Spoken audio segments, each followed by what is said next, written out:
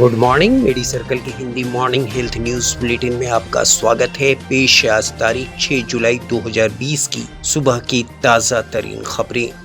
भारत में कोरोना संक्रमितों की संख्या 6,97,101 हो गई है। बीते 24 घंटे में 23,932 नए मरीज मिले हैं। अभी रोजाना आ रहे केसों की संख्या अधिकतम 23 दिनों में दुगना हो रही है। रफ्तार यही रही तो इस महीने के आखिरी तक 50,000 और अगले महीने के तीसरे हफ्ते में 1 लाख मरीज प्रतिदिन बढ़ेंगे। बीते 24 घंटे में 15,826 मरीज ठीक हुए हैं, जबकि 420 लोगों की मौत हुई है। महाराष्ट्र में बीते 24 घंटे में कोरोना के 6,555 नए मामले सामने आए हैं। यहां एक दिन में बढ़ रहे मरीजों का दूसरा सबसे बड़ा आंकड़ा है। इससे पहले एक दिन पहले यहां सबसे ज्यादा 7,074 केस सामने आए थे। बीते 24 घंटों में सबसे ज्यादा 2,102 मामले ठाणे जिले से सामने आए हैं।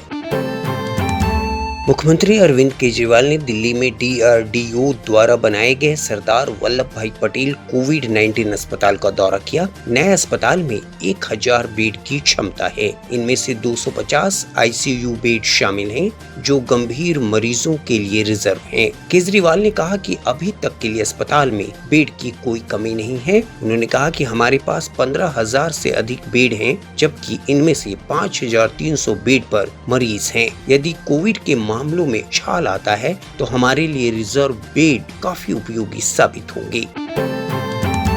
झारखंड में रविवार को कोरोना के 53 नए मामले सामने आए। इनमें से सबसे ज्यादा पूर्वी सिंहभूम से 15 मरीज मिले हैं। इसके साथ राज्य में पॉजिटिव केस बढ़कर 2,805 हो गए हैं। कोरोना वायरस के मरीजों के ठीक होने के मामले में झारखंड देश के टॉप 10 राज्यों में शामिल हो गया है। राज्य का रिकवरी रेट बढ़कर 74.25% हो गया है, यानी 2,752 में से अब तक 2,035 कोरोना संक्रमित स्वस्थ होकर घर लौट चुके हैं। अब खबरें विदेश से। क्या कोरोना वायरस हवा में फैलता है? विश्व स्वास्थ्य संगठन भले ही इससे इनकार करता रहा हो, लेकिन न्यूयॉर्क टाइम्स की रिपोर्ट के मुताबिक सैकड़ों वैज्ञानिकों का दावा है कि हवा में कोरोना वायरस के छोटे कण मौजूद रहते हैं, जो लोगों को संक्रमित कर सकते हैं। उन्होंने इस संबंध में WHO से अपनी अनुशंसाएं को बदलने का अनुरोध किया है। WHO यह कहता आया है कि कोरोना मुख्यतः एक व्यक्ति से दूसरे व्यक्ति में तब फैलता है जब संक्रमित व्यक्ति के खांसने या छींकने के दौरान उसकी मुंह या नाक से निकलने वाली पानी की बूंदें यानी ड्रॉपलेट्स दूसरे व्यक्ति तक पहुंचती है, जबकि कई देशों के वैज्ञानिकों की सोच इससे अलग है। वैज्ञानिकों ने WHO के नाम में खुला पत्र लिखा है, जिसे अगले सप्ताह एक वैज्ञानिक पत्रिका में प्रकाशित करने की योजना है। इस पत्र में 32 देशों के 239 वैज्ञानिकों का दावा है कि हवा में मौजूद वायरस के छोटे छोटे कण लोगों को संक्रमित कर सकते हैं। ब्राजील में रविवार को कोरोना के 26,051 नए मामले सामने आए और 602 लोगों की मौत हुई। देश में अब तक 16 लाख से ज्यादा मरीजों की पुष्टि हो चुकी है। देश के सबसे बड़े शहर साओ पाउलो में संक्रमण बढ़ रहा है। कोरोना संक्रमण के बावजूद सोमवार से यहाँ bar, restaurant, beauty salon, barber shop और एस्थेटिक क्लिनिक को खोलने का फैसला लिया गया है। स्ट्रीट शॉप और मॉल भी 6 घंटे तक के लिए खुले रहेंगे।